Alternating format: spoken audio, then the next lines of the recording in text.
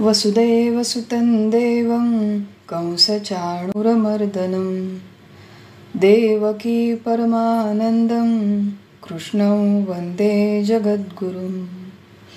श्रुतिस्मृतिपुराणानाम् आलयं करुणालयं नमामि भगवत्पादं शङ्करं लोकशङ्करं। शङ्करं शङ्कराचार्यं केशवं बादरायणम् सूत्रभाष्यकृतं वन्दे भगवन्तौ पुनः पुनः। ब्रह्मानन्दं परमसुखदं केवलं ज्ञानमूर्तिं द्वन्द्वातीतं गगनसदृशं तत्त्वमस्यादिलक्ष्यम् एकनित्यं विमलमचलं सर्वधी साक्षिभूतं भावातीतं त्रिगुणरहितं सद्गुरुं तन्नमामि। गोपाल कृष्ण भगवान की जय। सद्गुरुनाथ महाराज की जय। ओम भद्रं कर्णेभिः शृणुयाम देवाः भद्रं पश्येमाक्षभिर्यजत्राः स्थिरैरङ्गैस्तुष्टुवांसस्तनुभिः व्यशेम देवहितं यदायुः।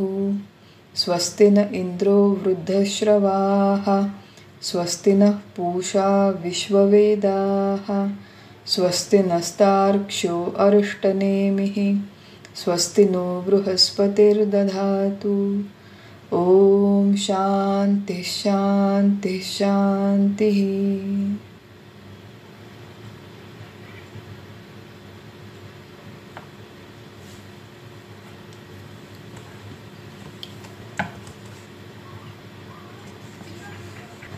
सर्वांना प्रणाम, सर्वांना वंदन करते। अथर्ववेदीय मुंडक उपनिषद त्यातील मुंडक 2 खंड 1 यातील पहिल्या 2 मंत्रांचा आपण विस्ताराने अभ्यास केला। पहिल्या मंत्रामध्ये या संपूर्ण सृष्टीची उत्पत्ती कशी झाली हे समजावून सांगण्यासाठी अंगिरस ऋषींनी एका दृष्टांताचा उपयोग केला की जसा धडाडणाऱ्या अग्नीपासून हजारो ठिणग्या निर्माण होतात तसंच या अक्षर परमात्म्यापासून दिसणारे आपल्याला दृश्यसृष्टीमध्ये अनुभवाला येणारे हे हजारो भाव, हजारो जीव, हजारो पदार्थ निर्माण झाले। या दृष्टांताचा विस्ताराने आपण अभ्यास केला आणि त्यातली सगळ्यात महत्त्वाची गोष्ट म्हणजे ठिणगी आणि अग्नी हे तत्वतः तत्वरूपाने भिन्न भिन्न नाही, केवळ नामरूपामुळे ते वेगवेगळे झाल्यासारखे, काही काळापुरते तात्पुरते वेगवेगळे झाल्यासारखे वाटतात, ही पहिली गोष्ट। आणि दुसरी गोष्ट, आपल्याला आपल्या छोट्याशा जगामध्ये दिसणारे सगळे व्यक्ती, वस्तू, पदार्थ हे त्या ठिणगीसारखे, त्या चिंगारीसारखे अत्यंत क्षणभंगूर आणि अल्पायुषी असतात, अल्पायुषी आहेत। त्यामुळे शहाण्या समजूतदार विचारवंत व्यक्तींनी या ठिणग्यांमध्ये, ठिणग्यासारख्या अल्पायुषी असणाऱ्या पदार्थांमध्ये फार गुंतवणूक करू नये, हा एक भाग आपण बघितला। आणि दुसरा मंत्र हा अत्यंत महत्त्वाचा आहे, ज्याच्यामध्ये तो अक्षर परमात्मा किंवा निर्गुण परमात्मा कसा आहे त्याचं अत्यंत विस्तृत वर्णन मूळ मंत्रामध्ये आलं आहे आणि भगवान शंकराचार्यांनी देखील केलं आहे। वर्णन करताना सगळ्यात पहिल्यांदा म्हणतात की हा परमात्मा दिव्य आहे। दिव्य शब्दाचे 2 अर्थ आपण बघितले की द्योतनवान म्हणजे प्रकाशन करणारा आणि ज्ञान करवून देणारा, आणि दुसरा अर्थ स्वयं ज्योतिष्ठवान म्हणजे ज्याच्या स्वतःच्या ज्ञानासाठी दुसऱ्या कुठल्याही प्रकाशाची आवश्यकता नाही। हा परमात्मा दिव्य प्रकाश रूप आहे। याच्या प्रकाशात आपल्याला आतल्या आणि बाहेरच्या सर्व पदार्थांचं, सर्व घडामोडींचं ज्ञान होतं, पण या परमात्म्याच्या ज्ञानासाठी दुसऱ्या कुठल्याही प्रकाशाची गरज नाही, हा पहिला भाग। अमूर्त आहे, याला कुठलाही आकार नाही, विग्रह, अवयव नाही, कुठलंही रंगरूप नाही, मॉलिक्युल्स नाही, कुठलेही पार्टिकल्स नाही, असा हा अमूर्त परमात्मा असल्यामुळे शुद्ध चैतन्य स्वरूप आहे म्हणून अमूर्त आहे। कुठल्याही प्रकारची याला अभिव्यक्ती नाही, ज्ञानेंद्रियांच्या कक्षेमध्ये हा येत नाही, म्हणून जेव्हा आपण साधनेला बसतो, ध्यानाला बसतो, नामस्मरण असो, कुठलीही साधना असो, त्या साधन कालामध्ये या परमात्म्याला पाहण्याचा किंवा ऐकण्याचा प्रयत्न करू नये। फार हा महत्त्वाचा मुद्दा आहे की आपल्यापैकी बऱ्याच जणांची अशी धारणा असते की बैठकीच्या साधनेला बसल्यावर एखादा विशिष्ट रंग दिसला, विशिष्ट नाद ऐकू आला की आपल्याला अनुभव आला जणू असं आपल्याला वाटतं. परंतु या अमूर्त निराकार परमात्म्याचा अनुभव घ्यायचा असेल तर तो त्याच्याशी एकरूप, तत्वतः एकरूप होऊनच घेणं शक्य आहे. त्याच्यासाठी शास्त्रकार वेगळ्या प्रकारच्या प्रक्रिया सांगतात. म्हणून ध्यानसाधना आहे, म्हणून नामस्मरण आहे, म्हणून सोहम साधना आहे, म्हणून तत्वचिंतन आहे. परंतु सुरुवातीला निदान शाब्दिक स्तरावर तरी आपल्याला ही स्पष्टता हवी की हा परमात्मा अमूर्त आहे, मूळचं त्याचं स्वरूप. हे त्याचं दुसरं वर्णन केलं मंत्रामध्ये. हा पुरुष आहे. पुरुष शब्दाचा पहिला अर्थ की हा पूर्ण आहे. पूर्ण म्हणजे याला कुठल्याही प्रकारची मर्यादा नाही, याच्यामध्ये भेद नाही, खंड नाही, याला कोणीही परिच्छिन्न करू शकत नाही कुठल्याही प्रकारे. असा हा अखंड, अमर्याद, असीम, अनंत, पूर्ण परमात्मा आहे. हा पहिला भाग. आणि दुसरा भाग आपण बघितला होता की पुरीशयोवा, या देहादी संघाताला जो काही काळापुरतं चैतन्य उधार देतो, चैतन्य जणू काही प्रदान करतो, असा हा पुरी म्हणजे शरीररूपी नगरामध्ये राहून वास करणारा आणि या संघाताला, देहादी संघाताला जणू ॲक्टिव्हेट करणारा काही काळापुरता हा परमात्मा आहे. चैतन्य स्वरूप पुरुष असा हा परमात्मा आहे. सबाह्यांतर, आतमध्ये देखील आहे, बाहेर देखील आहे. चराचरामध्ये ओतप्रोत व्यापून राहिलेला आहे. आपल्या आतमध्ये घडणाऱ्या सगळ्या घडामोडींचं, उद्योगांचं, व्यापारांचं प्रकाशन हाच करतो आणि बाहेर घडणाऱ्या सगळ्या घटनांचं प्रकाशन देखील हाच करतो. बघा, व्यक्ती जर थोडीशी अंतर्मुख असेल, अंतर्निष्ठ असेल तर आपल्या आतमध्ये नेमकं काय चाललंय हे आपल्याला कळतं. कदाचित दुसऱ्यांना सांगता येणार नाही, कदाचित ते आपल्याला कोणाला प्रूव्ह करता येणार नाही, पण माझ्या आतमध्ये काय चालू आहे हे आपल्याला कळतं. हे ज्या प्रकाशात कळतं तो हा परमात्म्याचा दिव्य प्रकाश आहे. तो आतमध्ये देखील आहे, बाहेर देखील आहे. म्हणून मनुष्याला या सगळ्या प्रकारचं ज्ञान होतं, सबाह्यांतरो. पुढे या मंत्रामध्ये वर्णन केलं की हा अज आहे, याचा जन्म झाला नाही, कधीही याला प्रारंभ नाही, याची सुरुवात होत नाही. अनादी असा दुसरा शब्द शास्त्रामध्ये दिलेला आहे परमात्म्यासाठी. जन्म नाही म्हणून वर्धते विपरिणमते, त्याच्यामध्ये वाढ होत नाही, कुठलेही बदल होत नाही, तो क्षीण होत नाही, म्हातारा होत नाही आणि त्याचा मृत्यू देखील होत नाही. असा हा अज परमात्मा आहे. अप्राण, अमन, याला प्राण नाही, याला मन देखील नाही, म्हणजे सूक्ष्म देह नाही थोडक्यामध्ये. प्राण नाही याचा अर्थ हा परमात्मा मृत आहे असंही नाही, हा परमात्मा जीवित आहे असंही नाही. जीवित आणि मृत या दोन्ही संकल्पना, हे दोन्ही शब्द जीवाशी संबंधित आहे. आणि जीवात्मा किंवा जीवचैतन्य हे आपलं कुठल्याही चर प्राण्याचं, या पदार्थाचं मूळ स्वरूप नाही. दृश्यसृष्टीमध्ये जेवढे काही चेतन प्राणी आहे त्यांच्यामधला जीवात्मा हे त्या व्यक्तीचं, त्या प्राण्याचं मूळ स्वरूप नाही.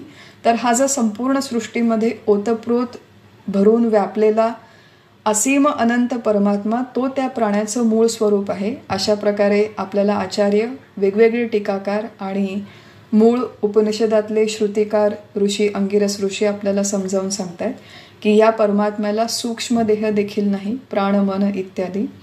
शुभ्र आहे, याला 3 अवस्था नाही, 3 गुण नाही, 6 विकार नाही, कुठल्याही प्रकारचा मल नाही, असं हे शुभ्र तत्व आहे. अक्षरात परतः परहा, म्हणजे सगुण परमात्म्यापेक्षाही श्रेष्ठ निर्गुण परमात्मा आहे. आणि अशा प्रकारे सगळं वर्णन केल्याच्या नंतर बघा, आपण एका तासाच्या मुदतीमध्ये फक्त या संकल्पना समजावून घेतो, परंतु आपल्याला खरंच या संकल्पनांची इन्साईट यायला हवी असेल, आपल्या आतमध्ये खोलवर जाऊन या संकल्पना रुजायला हव्या असतील तर आपलं स्वतःचं खूप वैयक्तिक त्याच्यावर चिंतन व्हायला हवं. तासाभराचा अभ्यास केला आणि डायरेक्ट पुढच्या शुक्रवारी, शनिवारी हातात पुस्तक घेतलं, अशी जर अवस्था असेल तर या संकल्पना खोलवर आतमध्ये जाऊन रुजणार नाही. शौनकाने प्रश्न विचारला होता की असं एक कोणतं तत्व आहे जे जाणलं की जणू हे सगळं जाणल्यासारखं होईल. आणि शौनकाला उत्तर देताना जे मुख्य उत्तर आहे ते या दुसऱ्या मंत्रामध्ये आलेलं आहे की हा जो दिव्य पुरुष आहे, जो अमूर्त, अज, अप्राण, अमन परमात्मा आहे, तो जाणला की जणू हे सगळं जाणल्यासारखं होईल. आणि त्याला जाणायचं असेल तर त्याच्यापासून वेगळं राहून त्याला जाणणं शक्य नाही, केवळ त्याच्याशी एकरूप होऊन त्याला जाणता येणं शक्य आहे. आणि म्हणून अशा प्रकारे किमान शाब्दिक स्तरावर समजावून घेणं ही आपल्या साधनेची सुरुवात आहे असं म्हणता येईल. परंतु त्याच्यापुढे आपल्याला बरीच वैचारिक साधना, काही बैठकीची साधना, काही शास्त्रीय प्रक्रिया वापरून अनुभवाच्या दिशेने थोडी वाटचाल करावी लागते.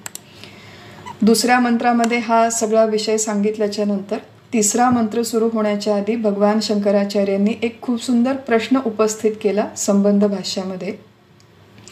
आचार्य म्हणतात, आणि हा जो प्रश्न आहे हा दुसऱ्या आणि तिसऱ्या मंत्राला जोडण्यासाठी आहे. आचार्यांनी प्रश्न असा उपस्थित केला की तुम्ही म्हणता या सृष्टीमध्ये सगळ्या पदार्थांमध्ये ओतप्रोत सबाह्यांतर आतमध्ये बाहेर हा परमात्मा व्यापून आहे. मग या दृश्यसृष्टीमध्ये अनेक वेगवेगळे व्यक्ती, वस्तू, प्राणी आहेत. उदाहरणार्थ एखादी मुंगी आहे, हत्ती आहे, कावळा आहे, मोर आहे, माणूस आहे. हे जे सगळे चेतन प्राणी, यांच्यामध्ये प्राण आहेत, यांच्यामध्ये मन आहे. मग या सगळ्या चेतन प्राण्यांच्यामध्ये हा परमात्मा भरून राहिलेला असेल तर चेतन प्राण्यांना प्राण आणि मन असल्यामुळे हा परमात्मा देखील सप्राण होईल, समन होईल. मुंगीमध्ये परमात्मा आहे असं जर तुम्ही म्हणता तर मुंगीमधला परमात्मा तो प्राणयुक्त होणार नाही का, मनयुक्त होणार नाही का? त्यामुळे परमात्मा जेव्हा या सृष्टीमध्ये ओतप्रोत व्यापून आहे असं म्हणतो तेव्हा तो सप्राण समन व्हायला हवा. मग त्या केसमध्ये जे तुम्ही दुसऱ्या मंत्रामध्ये विधान केलं की तो अप्राण अमन आहे ते खोटं ठरेल. तर ह्याची संगती लावायला हवी. हा पहिला प्रश्न आचार्य उपस्थित करतात. आणि दुसरा एक आनुषंगिक प्रश्न जो त्यांनी प्रत्यक्षपणे उपस्थित केला नाही, पण आनुषंगिक प्रश्न असा आहे की परमात्मा, जो निर्गुण परमात्मा खरंच अप्राण अमन आहे, त्याच्याकडे स्थूल देह नाही, कर्मेंद्रिय नाही, ज्ञानेंद्रिय नाही, प्राण, मन, अंतःकरण काहीच नाही. मग अशा परमात्म्यापासून आज आपल्याला जी सृष्टी दिसते, जी सप्राण आहे, समन आहे, उपाधी, वेगवेगळे नामरूप आहेत, यांची निर्मिती कशी शक्य आहे? असे 2 प्रश्न आचार्य उपस्थित करतात. हे प्रश्न कळले, या प्रश्नांचं सौंदर्य कळलं तर आपल्याला तिसऱ्या मंत्रामध्ये काय उत्तर दिलं आहे ते उत्तर कळेल आणि त्या उत्तराचं सौंदर्य कळेल. उपनिषदांचा, भगवद्गीतेसारख्या ग्रंथांचा जेव्हा आपण अभ्यास करतो तेव्हा या ग्रंथांना, या मंत्रांना, या शास्त्राला फार छान एक पवित्र सौंदर्य आहे. पण ते सौंदर्य टिपण्यासाठी जी दृष्टी आहे ती दृष्टी आपल्याला विकसित करून घ्यावी लागते. आपली जी दृष्टी आहे ती सगळं बाहेरच्या सृष्टीमधलं सौंदर्य टिपण्यामध्ये इतकी मग्न झालेली आहे, इतकी व्यग्र झालेली आहे की हे जे बारकावे, हे जे सौंदर्य हे टिपण्यासाठी ती मोकळीच राहत नाही.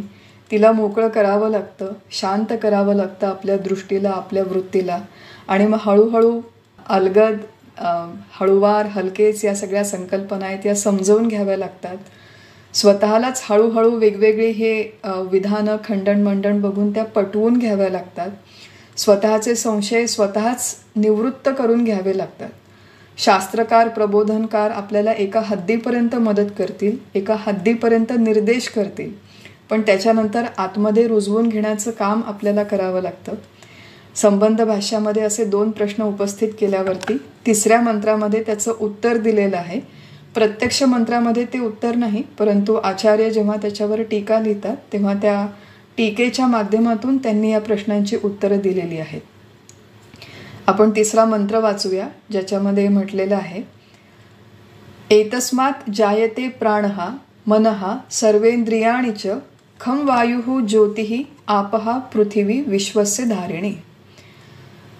साधे शब्द आहेत, अर्थ सरळ सरळ आहे की या परमात्म्यापासून प्राण उत्पन्न होतो व त्याच्याचपासून म्हणजे त्या परमात्म्यापासूनच मन, सर्व इंद्रिये, आकाश, वायू, तेज, पाणी व सर्व संसाराला आधारभूत होणारी पृथ्वी उत्पन्न होते.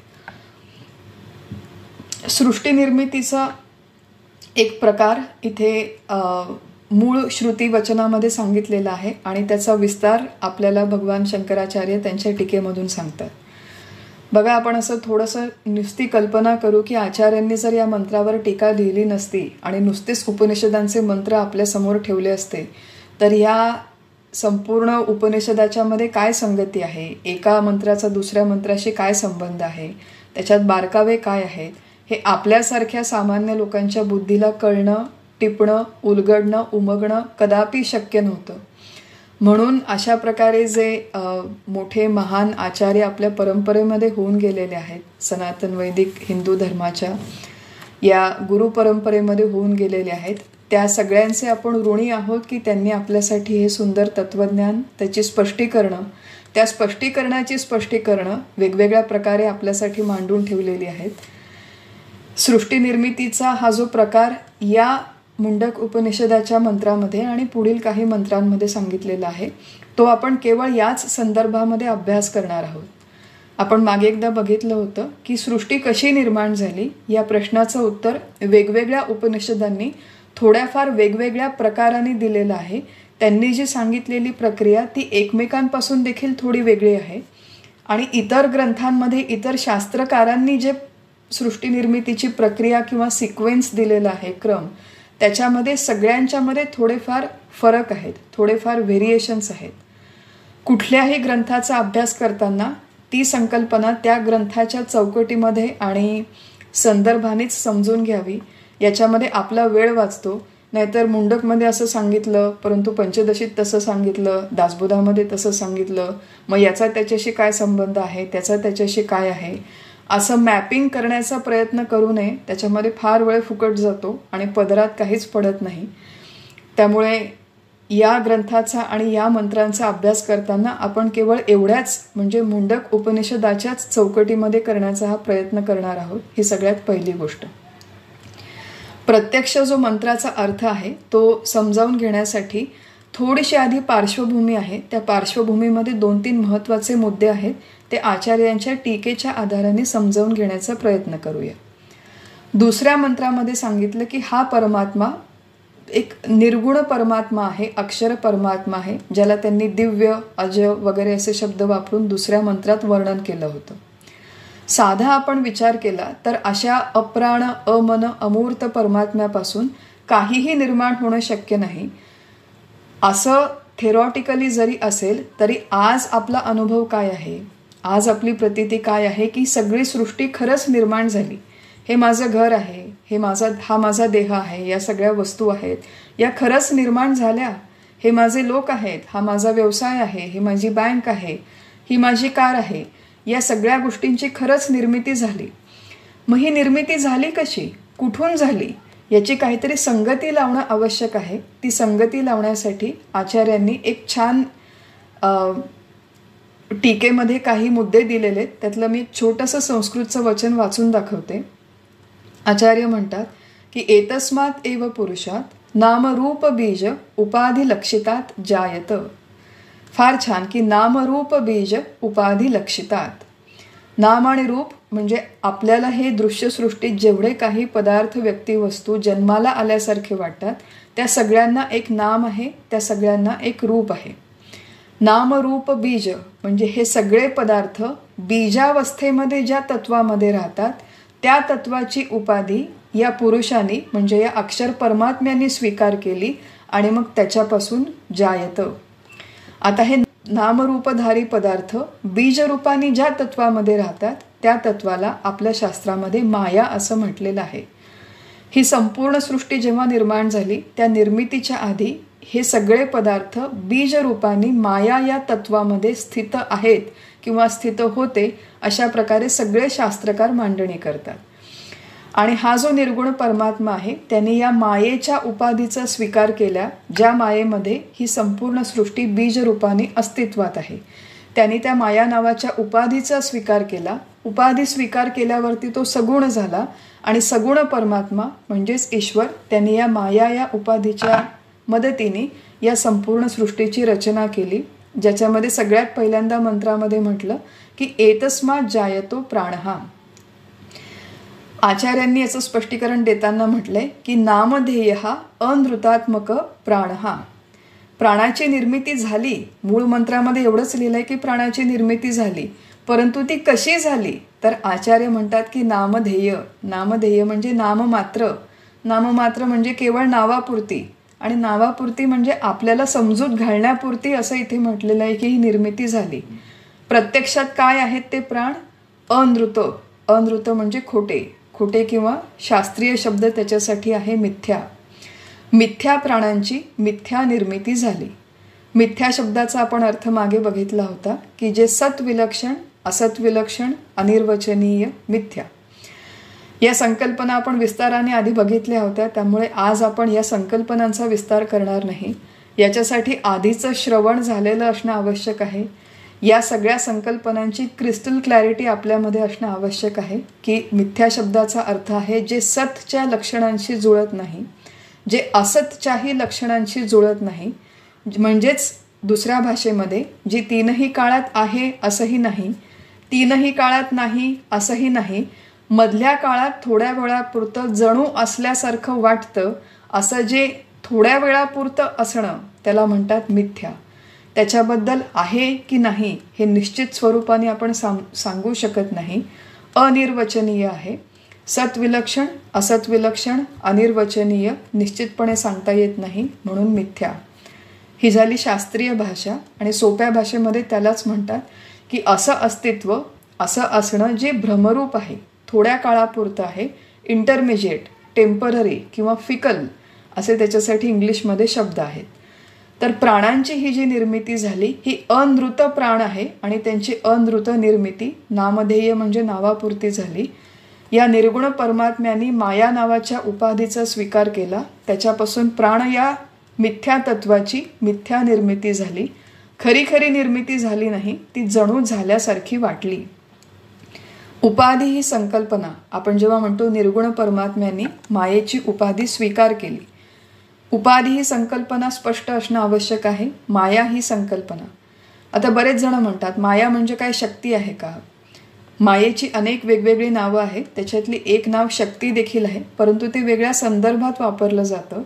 इथे जेव्हा आपण म्हणतो की निर्गुण परमात्म्यांनी माया या उपाधीचा स्वीकार केला, त्याच्यामध्ये माया ही परमात्म्याची शक्ती नाही, शक्ती कुठल्या अर्थाने नाही ते देखील समजावून घेणं आवश्यक आहे. की उदाहरणार्थ काही लोक म्हणतात की अग्नी आणि अग्नीची दाहकता ही शक्ती आहे. कोणी म्हणतात दाहकता हा गुण आहे अग्नीचा, कोणी म्हणतात की जाळणं, जाळू शकणं पदार्थ ही त्या अग्नीची शक्ती आहे. अग्नी आणि दाहकता, अग्नी देखील खरा आहे आणि त्याची शक्ती असलेली दाहकता देखील खरी आहे. किंवा पाणी आणि ओलं करणं, ओलं करणं ही पाण्याची शक्ती आहे असं काही लोक म्हणतात. किंवा ओलं करणं हा पाण्याचा गुण आहे असं देखील म्हणतात. तर अग्नी आणि दाहकता, पाणी आणि ओलं करणं अशा पद्धतीने परमात्मा आणि माया नाही. मुळात माया नावाचं जे तत्व आहे ते तत्वच काल्पनिक आहे. त्या काल्पनिक तत्वाची उपाधी परमात्म्यांनी स्वीकार केली. ही भाषा देखील अध्यारोपाची भाषा आहे. उपाधी शब्दाचा अर्थ की जी मूळ पदार्थाला, मूळ तत्वाला काही काळापुरती मर्यादित करते, सीमित करते, तिला उपाधी म्हणतात. ही मी साध्या सोप्या भाषेत व्याख्या सांगितली. याची शास्त्रीय व्याख्या आपण मागे बघितली होती, परंतु अजून एक सोप्या भाषेमध्ये काकांनी सांगितलं होतं की उपाधी अशी एक वस्तू आहे, असं एक तत्व आहे जे असलं तरी मूळ पदार्थामध्ये काहीही बिघडत नाही आणि नसलं तर मूळ पदार्थाचं काहीही नडत नाही. असली तरी ठीक, नसली तरी ठीक, जिच्या असण्या नसण्यानी मूळ तत्वामध्ये काहीही फरक पडत नाही, मूळ तत्वामध्ये कुठलाही बदल होत नाही, परंतु ती आहे आणि असल्यामुळे मूळ पदार्थातल्या काही भागाला थोड्या वेळापुरती वेगळी करून दाखवते. असं जे तत्व त्याला म्हणतात उपाधी. उपाधी आणि उपाधीने उपहित केलेलं चैतन्य. जसं आपण उदाहरण बघितलं होतं की वेगवेगळे 4-5 रंगाचे कप आहेत. त्या कपामध्ये जेव्हा आपण चहा टाकतो की लाल कपातला चहा माझा आहे, पिवळ्या कपातला चहा माझा आहे, तर मूळ चहा हा सगळीकडे एकच आहे, परंतु लाल कपामुळे तो इतर सगळ्या चहांपेक्षा थोड्या वेळापुरता वेगळा होतो. तसा हा जो निर्गुण परमात्मा आहे हा खरा तर अखंड आहे, अमर्याद असीम आहे, परंतु त्यातल्या काही अंशावरती ही माया नावाची उपाधी निर्माण झाली असं आपण म्हणूया. खरी खरी ती निर्माण झाली नाही. त्या माया या उपाधीचा त्यांनी स्वीकार केला, त्यामुळे तो सगुण परमात्मा झाला. त्या माया या उपाधीच्या संपर्कात आल्यावर मायेचे काही गुणधर्म थोड्या वेळापुरते तेवढ्या भागावरती आरोपित होतात. उदाहरणार्थ कसं की एखादा पारदर्शक स्फटिक आहे, त्या पारदर्शक स्फटिकाच्या शेजारी जेव्हा आपण लाल फूल ठेवतो तर मुळात त्या पारदर्शक स्फटिकाला काहीही रंग नाही, परंतु त्याला अगदी चिकटून जर आपण लाल फूल ठेवलं तर तो स्फटिक जणू लाल झाला आहे असं आपलं वाटतं. खरं खरं त्या स्फटिकामध्ये काहीही बदल झाला नाही. थोड्या वेळापुरता लाल फुलाच्या संपर्कात आल्यामुळे तो स्फटिक जणू लाल झाल्यासारखा वाटतो. अगदी तसंच हा निर्गुण परमात्मा काही काळ माया या उपाधीच्या संपर्कात आल्यामुळे जणू सगुण झाला, अशी एक शास्त्रकार इथे मांडणी करतात. आणि सगुण झाल्यावर मग या मायेया या उपाधीच्या साह्याने पुढची जी काही निर्मितीची प्रक्रिया आहे, प्राण मन इत्यादी, ती संभव झाली आहे, अशा प्रकारची मांडणी या मंत्रामध्ये आलेली आहे. निर्गुण परमात्मा त्यांनी एक काल्पनिक उपाधीचा काल्पनिक स्वीकार केला आणि त्याच्यातून पुढे ही काल्पनिक निर्मिती झाली. ही सगळी आपण पार्श्वभूमी बघतोय मूळ मंत्र समजावून घेण्यासाठी. पार्श्वभूमीमध्ये दुसरी एक महत्त्वाची गोष्ट आहे की अस्तित्व ही संकल्पना देखील समजावून घेणं आवश्यक आहे. बघा, आपल्याला या मंत्रामध्ये जी सांगितली आहे ती निर्मितीची संकल्पना आहे. निर्माण एखादी वस्तू होते, त्याच्यानंतर ती अस्तित्वात येते, हे आपलं सामान्य कॉमन अंडरस्टँडिंग आहे. की उदाहरणार्थ हा फोन 5 वर्षांपूर्वी अस्तित्वात नव्हता, मग तो निर्माण झाला आणि निर्माण झाल्याच्या नंतर तो अस्तित्वात आला. त्यामुळे निर्मिती आणि अस्तित्व या एकमेकांशी आपल्या व्यवहारात जोडलेल्या संकल्पना आहेत. आता परत एकदा आपण अग्नीच्या उदाहरणाकडे जाऊया की अग्नी आणि अग्नीची उष्णता. अग्नीची उष्णता हा त्या अग्नीचा खरा मूळ नैसर्गिक गुण आहे. परंतु त्या अग्नीच्या असं विचार करूया की आपण काही बटाटे आपल्या गॅसवरती उकडायला लावले. बटाटे उकडायला लावले, 10 मिनिट उकडल्याच्या नंतर बटाटे देखील गरम होतात.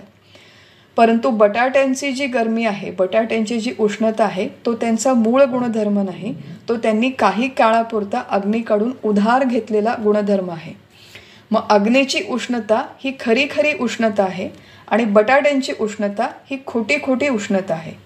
खरी उष्णता म्हणजे मूळ नैसर्गिक अग्नीचा धर्म, अग्नीचा गुण, अग्नीचा स्वभाव. आणि खोटी खोटी उष्णता म्हणजे काही काळापुरती जी त्या बटाट्याला उधार मिळालेली आहे, त्याचा तो मूळ स्वभाव नाही. मग उष्णता ही जशी खरी आणि खोटी असू शकते, म्हणजे नैसर्गिक आणि उधार घेतलेली असू शकते, तसंच उदाहरण आपण पाण्याच्या बाबतीत घेऊ शकतो की ओलेपणा हा पाण्याचा मूळ नैसर्गिक गुणधर्म आहे. ओलेपणासाठी पाण्याला दुसऱ्या कशावरतीही अवलंबून राहायची गरज नाही. ओलेपणाच्या बाबतीत पाणी स्वतंत्र आहे. परंतु एखादं कापड जेव्हा ओलं होतं तेव्हा त्या कापडाचा ओलेपणा हा उधार घेतलेला ओलेपणा आहे. ओलेपणासाठी कापडाला पाण्यावरती अवलंबून राहणं आवश्यक आहे.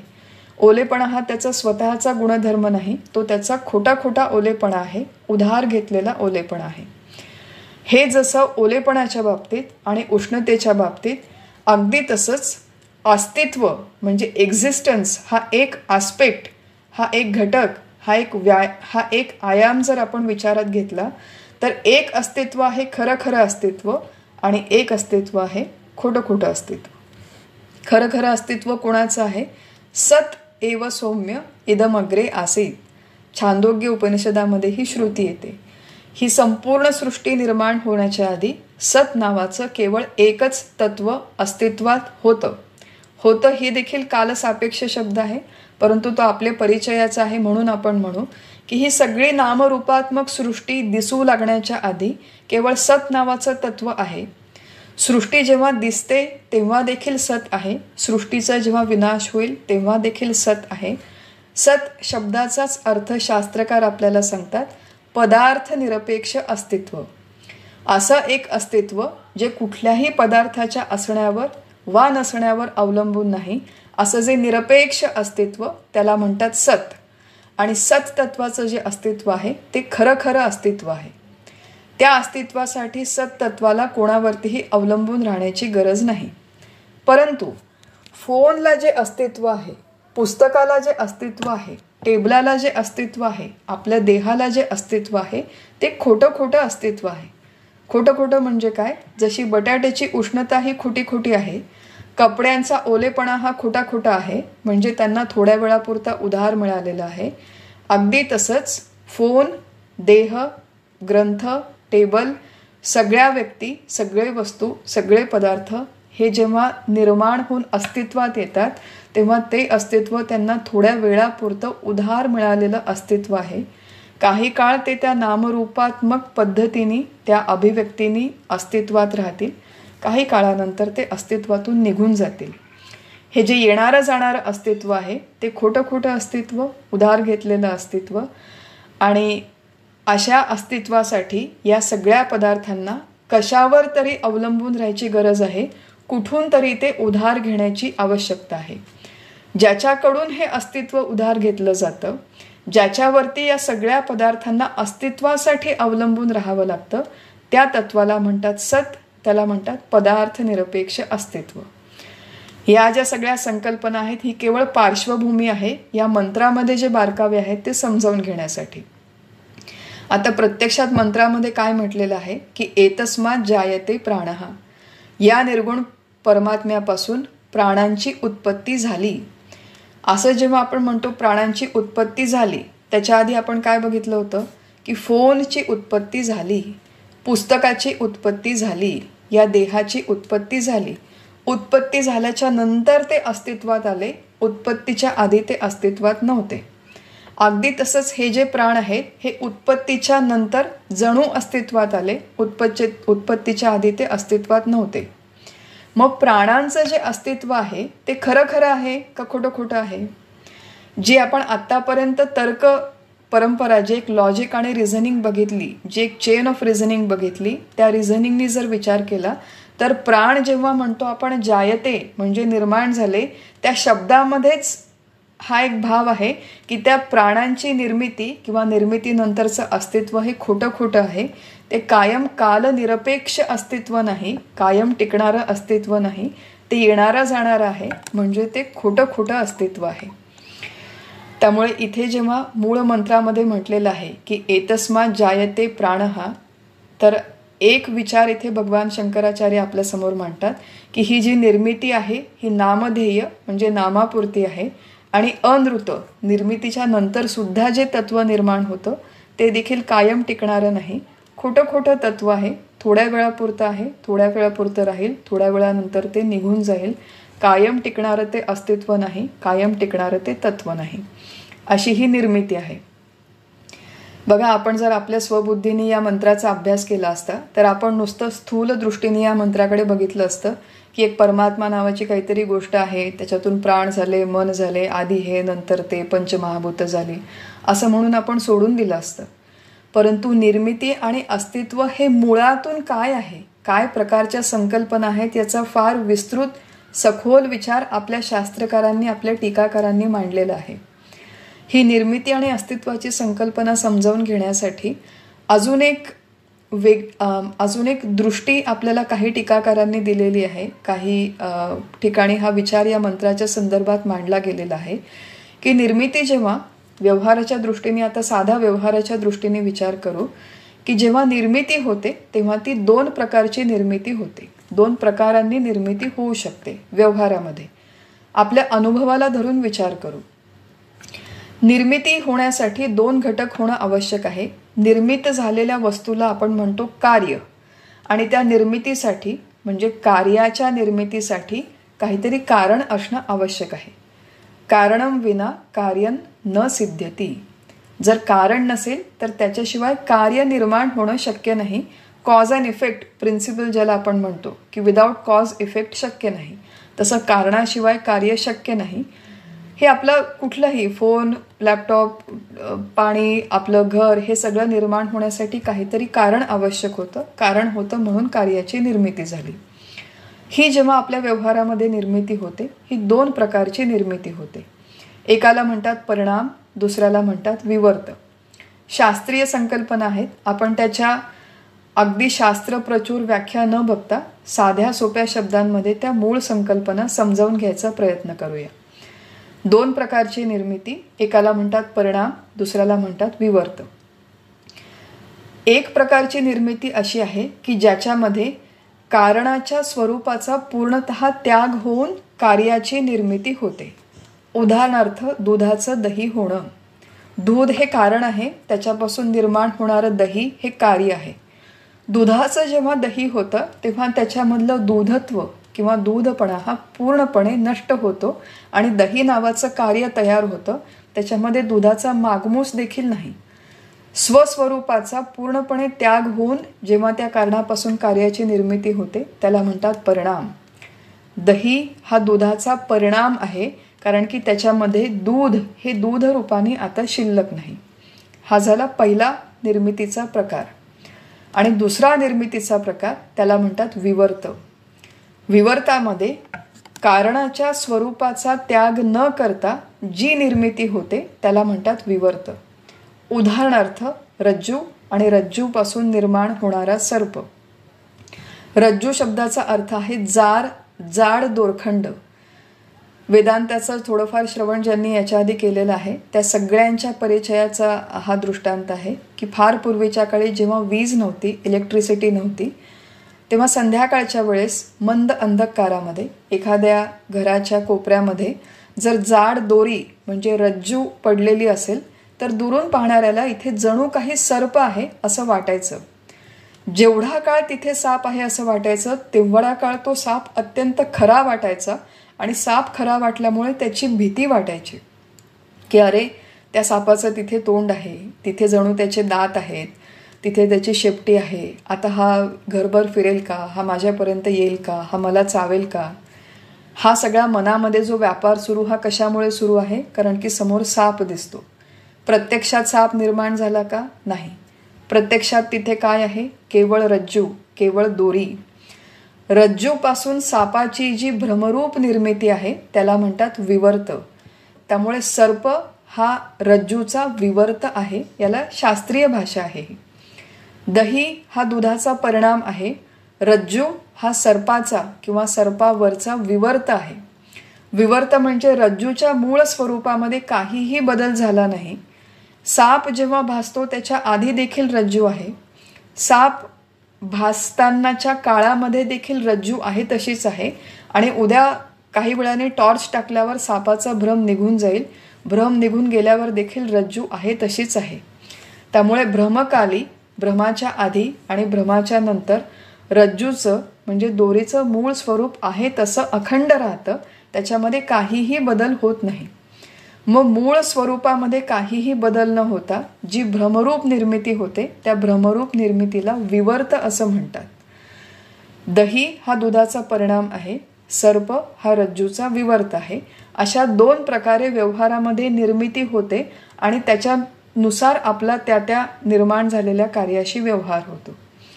मग इथे जे सांगितलं आहे एतस्मात् जायते प्राणः, त्या प्राणाची निर्मिती जेव्हा आपण म्हटलं की निर्गुण परमात्म्याने माया या उपाधीचा स्वीकार केला, तो सगुण झाला आणि त्याच्यापासून प्राणाची निर्मिती झाली. ही जी सगळी निर्मिती आहे ही त्या विवर्त प्रकारची निर्मिती आहे ज्याच्यामध्ये मूळ तत्वामध्ये काहीही बदल झाला नाही. मायेची उपाधी स्वीकार केली, त्याच्यातून आपण म्हणतो प्राण, मन, इंद्रिय, पंचभूत वगैरे इथे तपशील दिलेला आहे. ती निर्मिती झाली. पण निर्मितीच्या काळी, निर्मितीच्या आधी, निर्मितीच्या नंतर त्या मूळ सत तत्वामध्ये, सच्चिदानंद तत्वामध्ये, परमात्म तत्वामध्ये काहीही फरक झाला नाही. रज्जूवरती जशी काही काळापुरता तो सर्प भासमान होतो तशी या संपूर्ण परमात्म्याच्या अधिष्ठानावर काही काळापुरती मायेच्या उपाधीच्या संपर्कात आल्यामुळे ही सृष्टी जणू भासमान झालेली आहे. हा एक महत्त्वाचा मुद्दा आहे की ही जी सगळी निर्मिती आहे ही त्या विवर्त प्रकारची निर्मिती आहे. आणि आता आपण जेव्हा प्रत्यक्ष मंत्राच्या शब्दांचा विचार करू या सगळ्या पार्श्वभूमीसकट, या सगळ्या संकल्पनांच्या सकट, तेव्हा इथे जे पुढे म्हटलेलं आहे की एतस्मात् जायते प्राणः, अशा प्रकारे या परमात्म तत्वावरती हे प्राण निर्माण झाले म्हणजे जणू भासमान झाले. प्रत्यक्ष बघा, परमात्म्यापासून डायरेक्ट प्राण निर्माण नाही झाले. त्याच्यामध्ये काही इंटरमिजिएट स्टेप्स आहेत ज्या या मुंडक उपनिषदाच्या मंत्रामध्ये दिलेल्या नाहीत. इतर उपनिषदांचा जेव्हा अभ्यास करू तेव्हा त्या मधल्या स्टेप्स आपण बघू. बघा, आपण असं म्हणतो की रघुवंशामध्ये लवकुशांचा जन्म झाला. रघुवंशामध्ये जन्म झाला याचा अर्थ रघुराजाचे पुत्र लवकुश होते असा त्याचा अर्थ नाही. रघुराजाच्या पुढे मध्ये बरेच अनेक राजा होऊन गेले. ययाती नावाचा राजा झाला, अज नावाचा राजा झाला, अजून काही राजे झाले, मग दशरथ झाले, मग श्रीराम झाले आणि मग लवकुश झाले. त्यामुळे प्रत्यक्ष रघुपासून लवकुशाची निर्मिती झाली नाही, त्याच्यामध्ये अजून काही पिढ्या आहेत. अगदी तसंच प्रत्यक्ष परमात्म्यापासून डायरेक्ट प्राण निर्माण झाले नाही, मध्ये त्याच्या काही अजून पिढ्या आहेत असं आपण म्हणू, मध्ये अजून काही तत्व आहेत. ती कुठली तत्व आहेत, तो सिक्वेन्स काय आहे हे या मंत्रामध्ये दिलेलं नाही. तैत्तिरीय उपनिषदामध्ये श्रुती येते की एतस्मात आत्मनः आकाशः संभूतः, आकाशात वायुः, वायोः अग्निः, अग्निः आपः. म्हणजे मुळात त्या परमात्म्यापासून एक एक पंचभूत आधी निर्माण झालं. ते सूक्ष्म प्रकाराने होतं, सूक्ष्म रूपाने होतं. त्या सूक्ष्म रूपाने असलेल्या पंचभूतांना तन्मात्र असं म्हणतात. त्यांचं पंचीकरण झालं, मग पुढे ती स्थूलभूत झाली वगैरे सगळा तपशील आहे. या मंत्रामध्ये तो तपशील दिलेला नाही. या मंत्रामध्ये केवळ एवढंच म्हटलं की परमात्म्यापासून प्राण, मन, इंद्रिय आणि वायू, अग्नी इत्यादी ही वेगवेगळी तत्व निर्माण झाली. त्याचं सिक्वेन्स या मंत्रामध्ये दिलेला नाही. आपण बघितलं की ही जी सगळी निर्मिती होती ही खरी खरी झालेली नाही, ही भ्रमरूप निर्मिती आहे. आणि मग आचार्यांनी जो प्रश्न सुरुवातीला विचारला होता की या संपूर्ण सृष्टीमध्ये जर परमात्मा ओतप्रोत भरलेला असेल तर तो देखील सप्राण समन होणार नाही का? किंवा परमात्म्यापासून प्राणाची जर निर्मिती झाली असेल तर प्राणाची निर्मिती झाल्याच्या नंतर तो सप्राण समन होणार नाही का? तर आचार्य त्याचं उत्तर टीकेमध्ये देतात की नहि तेन अपुत्रस्य स्वप्नदृष्टेन पुत्रेण सपुत्रत्वम. स्वप्नामध्ये पुत्र झाल्याने कोणीही व्यक्ती सपुत्रिक होत नाही. एखादा पुरुष किंवा एखादी स्त्री व्यवहारामध्ये निपुत्रिक असेल आणि झोपेमध्ये गाढ झोपेमध्ये स्वप्न पडल्यावर जर तिला पुत्र झाला, त्याचं बारसं केलं, नाव ठेवलं, तो मोठा झाला हळूहळू, त्याच्या नावाचे बँकेत पैसे सेव्ह केले, त्याला शाळेत घातलं, त्याला वेगवेगळ्या कोचिंग क्लासला घातलं, एवढे सगळे प्रकार केले, पण झोपेतून जागा झाल्यावर तो काय म्हणेल की अहो तो पुत्र खरा खरा नव्हताच. स्वप्नामध्ये निर्माण झालेल्या पुत्राने प्रत्यक्ष जीवनात पुरुषाला व स्त्रीला जसं पितृत्व किंवा मातृत्व येत नाही, तसं या परमात्म्यावरती या निर्माण झालेल्या प्राणांनी, मनांनी, पंचभूतांनी परमात्मा स्वतः सप्राण समन होत नाही. कारण की ही जी सगळी निर्मिती आहे, प्राण, मन, पंचभूत इत्यादी, ही सगळी त्या स्वप्नातल्या पुत्रासारखी आहे. ही त्या रज्जूवरच्या सर्पासारखी आहे. याच्यामुळे परमात्म्याच्या मूळ स्वरूपात काहीही फरक पडत नाही. ही सगळी झाली निर्मितीची प्रक्रिया, जी या बारकाव्यांसकट आपल्याला आचार्यांनी समजावून सांगितली आहे. प्रत्यक्ष साधनेमध्ये जेव्हा आपण या मंत्राचा उपयोग करतो तेव्हा एक महत्त्वाची गोष्ट आहे की ही सगळी थेरी कोणासाठी आहे. ही सगळी थेरी कोणाला सांगितली की ज्याला ही सृष्टी सत्य वाटते. खरंच हे जग निर्माण झालं, खरंच एवढे सगळे लोक आहेत, खरंच एवढे सगळे पदार्थ आहेत, हे लोक माझ्या माहेरचे आहेत, हे लोक माझ्या सासरचे आहेत, हे मला फार आवडतात, हे मला फारसे आवडत नाहीत, हा माझ्या जवळचा, हा माझ्या दूरचा, हा माझा मित्र, हा माझा शत्रू, हे एवढे सगळे भेद आपल्याला खरे वाटतात.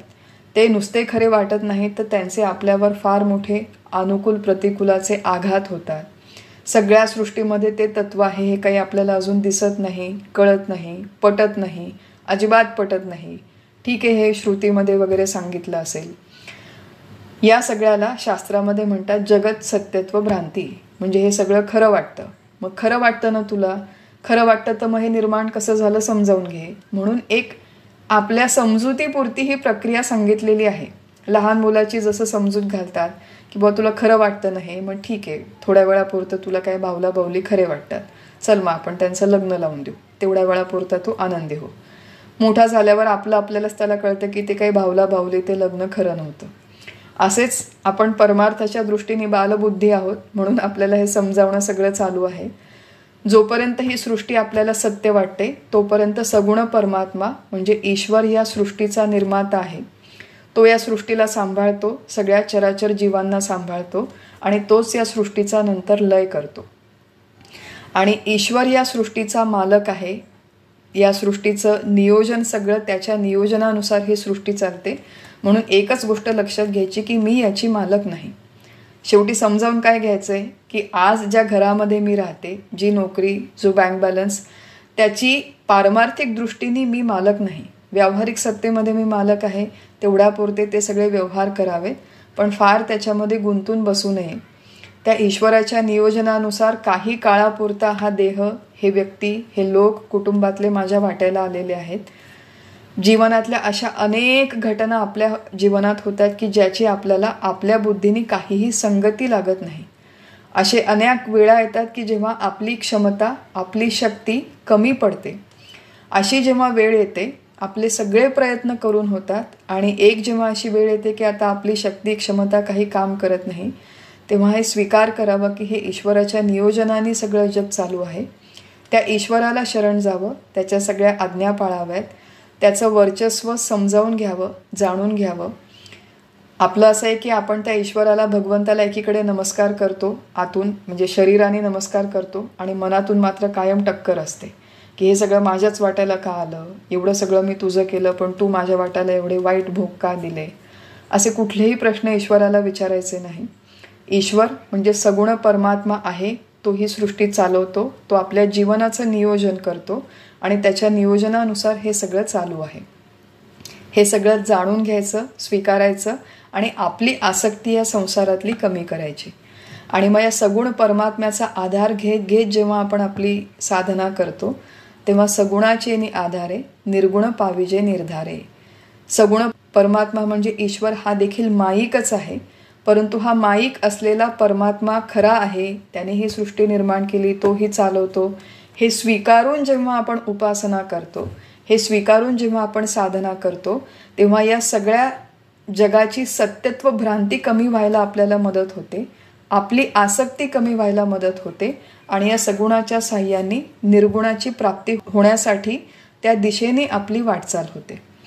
हा जो सगळा आशय आहे, हा या तिसऱ्या मंत्राच्या अनुषंगाने आपण शिकतो किंवा आपल्याला टीकाकारांनी हे वेगवेगळ्या पद्धतीने सांगितलं आहे. आणि असा हा तिसरा मंत्र शिकल्याच्या नंतर याच्या पुढे आपण चौथ्या मंत्रापासून या सृष्टी निर्मितीचा काही तपशील दिलेला आहे.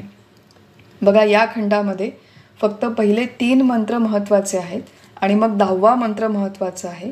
मंत्र क्रमांक 4 पासून 9 पर्यंत आहे तो केवळ तपशील आहे. म्हणजे स्वप्नामध्ये माझा पुत्र झाला, त्याचा तपशील की तो कुठल्या गावाला झाला, कुठल्या वेळेला झाला, कुठल्या हॉस्पिटलमध्ये झाला, कोणत्या डॉक्टरांनी डिलिव्हरी केली, या प्रश्नांची चर्चा जशी एका हद्दीनंतर निरर्थक आहे, तसं ही सगळी चर्चा एका हद्दीनंतर निरर्थक आहे. म्हणून फार खोलात न जाता आपण केवळ हे मंत्र आणि याचा अर्थ वाचणार आहोत आणि अगदी प्राथमिक स्तरावर त्याचा विचार करणार आहोत. चौथ्या मंत्रामध्ये असं म्हटलेलं आहे की अग्निर्मूर्धा चक्षुषी चंद्र सूर्यो दिशः श्रोत्रे वाग विवृत्ताश्च वेदाः वायुः प्राणो हृदम विश्वमस्य पद्भ्याम पृथिवी येष सर्वभूतांतरात्मा. मंत्राचा अर्थ आहे की अग्नी किंवा स्वर्ग हे ज्याचे मस्तक आहे, चंद्र सूर्य हे डोळे, दिशा हे कान, प्रसिद्ध वेद ही वाणी, वायू हा प्राण, विश्व हेच ज्याचे हृदय व ज्याचे पायापासून ही पृथ्वी निर्माण झाली आहे, तोच देव सर्व भूतांच्या अंतर्यामी वास करणारा विराट पुरुष आहे. आता इथून पुढे जे वर्णन आहे ते सगुण परमात्म्याचं म्हणजे ईश्वराचं वर्णन आहे. ईश्वराचं विराट रूप इथे वर्णन केलेलं आहे. भगवद्गीतेचा ज्यांनी अभ्यास अथवा वाचन केलेलं आहे त्यामध्ये 11व्या अध्यायामध्ये विश्वरूप दर्शनमध्ये अशाच प्रकारची एक समांतर कल्पना मांडलेली आहे. एक प्रकारचं पोएटिक डिस्क्रिप्शन ज्याला म्हणतो की ज्या ऋषींनी ही सगळी सृष्टीची निर्मिती कशी झाली ही कल्पना आपल्यासमोर मांडली, त्यांनी ही संपूर्ण सृष्टी, या सृष्टीतला प्रत्येक घटक हे त्या विराट सगुण परमात्म्याचं म्हणजे ईश्वराचं जणू शरीर आहे अशी एक कवी कल्पना करून आपल्याला व्हिज्युअलाइज करायला मदत व्हावी म्हणून ही कल्पना काही संकल्पनांच्या मदतीने आपल्यासमोर मांडली आहे. याच्यामध्ये केवळ एकच महत्त्वाचा मुद्दा की हा ईश्वर, हा देव, हा सगुण परमात्मा अत्यंत व्यापक आहे, अत्यंत भव्य आहे.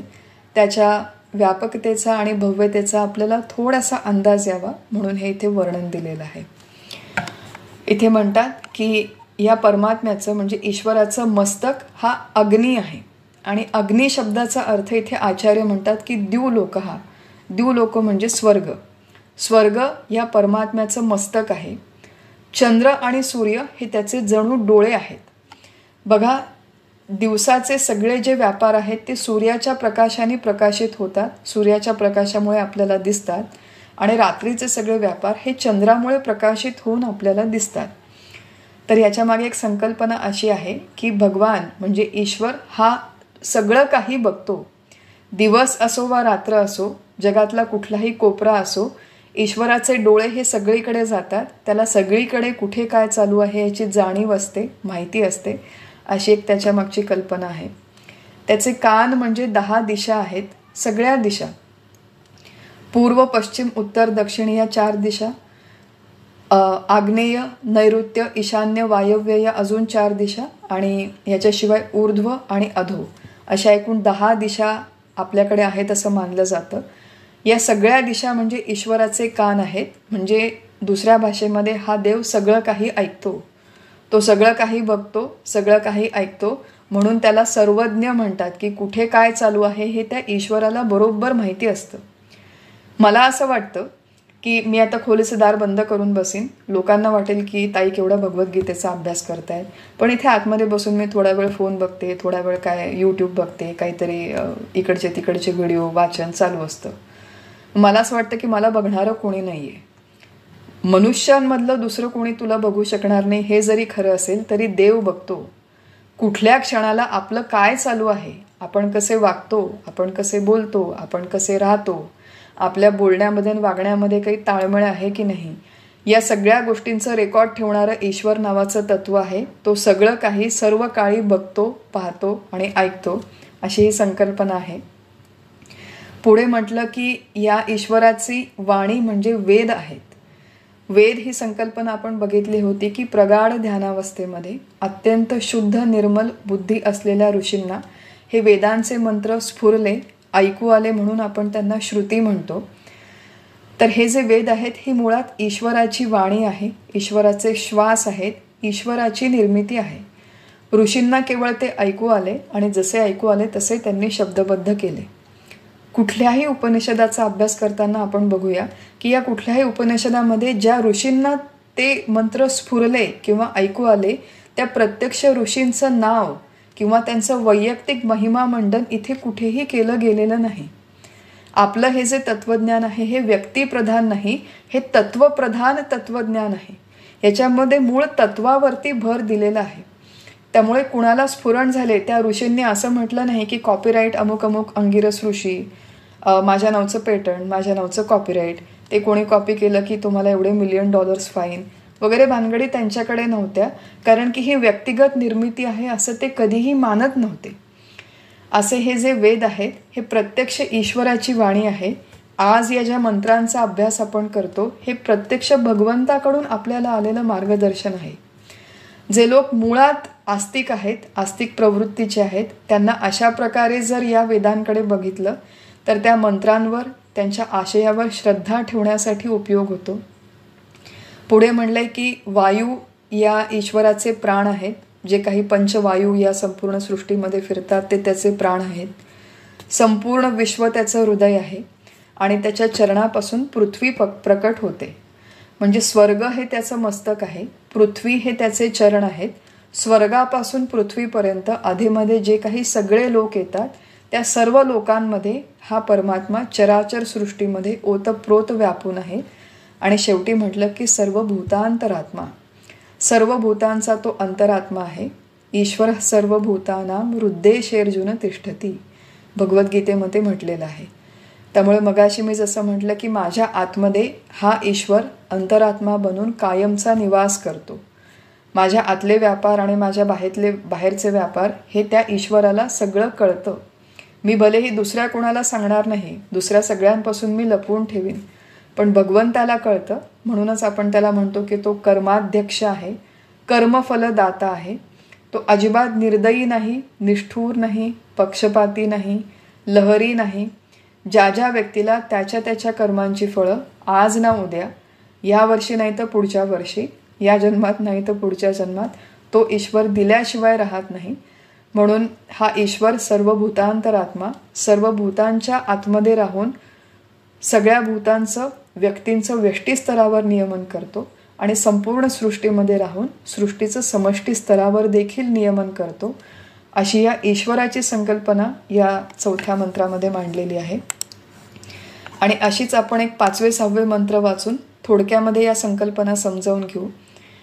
5व्या मंत्रामध्ये अंगिरस ऋषी म्हणतात की तस्मात अग्निः समिधो यस्य सूर्यः सोमात पर्जन्य ओषधयः पृथिव्यां पुमान् रेतः सिंचति योषितायां भव्यः प्रजाः पुरुषात् संप्रसूताः तस्मात् रुचः साम यजोषिं दीक्षा यज्ञाश्च सर्वे क्रतवो दक्षिणाश्च संवत्सरश्च यजमानश्च लोकाः सोमो यत्र पवते यत्र सूर्यः.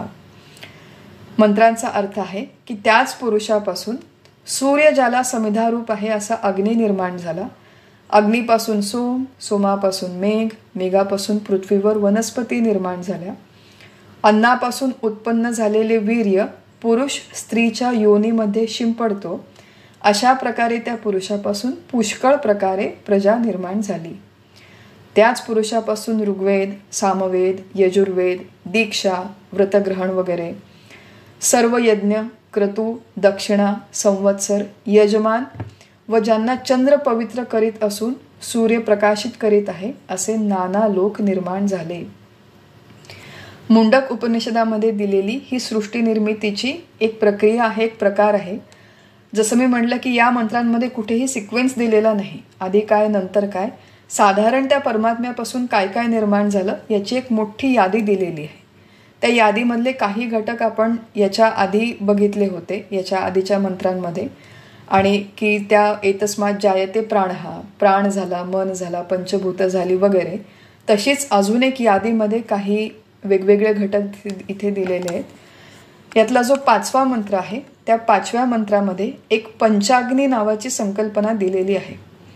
5 प्रकारचे अग्नी आहेत असं आपल्या शास्त्रामध्ये मानलं जातं आणि जीवात्मा हा 5ही प्रकारच्या अग्नींच्या मध्ये जाऊन शेवटी जन्माला येतो, अशी ती मूळ संकल्पना आहे. छांदोग्य उपनिषदामध्ये ती विस्ताराने दिलेली आहे. इथे केवळ त्याचा एक ओझरता उल्लेख दिलेला आहे की तस्मात परस्मात जेव्हा आचार्यांनी टीका लिहिली तेव्हा त्यांनी हा शब्द वापरला होता की प्रजावस्थान विशेष रूप हा अग्निही. ही जी संपूर्ण प्रजा आपल्याला दिसते तिचं अवस्थान, तिची जी निर्मिती झाली, तिची जी आजची स्थिती आहे ती या 5 प्रकारच्या विशेष अग्नींपासून झाली. कोणते 5 अग्नी आहेत तर सगळ्यात पहिला अग्नी आहे स्वर्ग, दुसरा मेघ, तिसरी पृथ्वी, चौथा पुरुष आणि 5वी स्त्री. थोडक्यात संकल्पना काय आहे बघा, आपल्याकडे जेव्हा एखाद्या व्यक्तीचा मृत्यू होतो तेव्हा आपण त्या व्यक्तीवरती तिच्या मृतदेहावर अग्निसंस्कार करतो आणि अग्निसंस्कार केल्यावर अशी आपली संकल्पना आहे की तिचा स्थूल देह तिथेच नष्ट होतो, परंतु तिचा जो सूक्ष्म देह आहे किंवा त्याचा जो जीवात्मा आहे तो वायुरूपाने तो जो सूक्ष्म देह किंवा लिंगदेह हा स्वर्गामध्ये जाऊन राहिला किंवा नरकामध्ये जाऊन राहिला, जसे त्याचे भोग असतील. मग इथे त्याच्यामध्येच त्यांनी असं केले की हा जो जीवात्मा स्वर्गामध्ये राहतो तर ते स्वर्ग हे त्याचं राहण्याचं पहिलं ठिकाण आहे. त्या स्वर्गामध्ये वेगवेगळ्या प्रकारचे याग यज्ञ होत असतात. उदाहरणार्थ आचार्य म्हणतात की सोमयाग नावाचा एक याग होतो. स्वर्गामध्ये जेव्हा सोमयाग होतो त्याच्यानंतर मेघ आणि पर्जन्याची निर्मिती होते. मग हा जो जीवात्मा आहे हा स्वर्गामधल्या सोमयागाच्या नंतर मेघामध्ये ट्रान्सफर होतो. मेघ म्हणजे ढग. ढगामध्ये काही काळ राहतो आणि ढगामधून जेव्हा पाऊस पडतो तेव्हा त्या पावसाच्या रूपाने तो पृथ्वीवर येतो.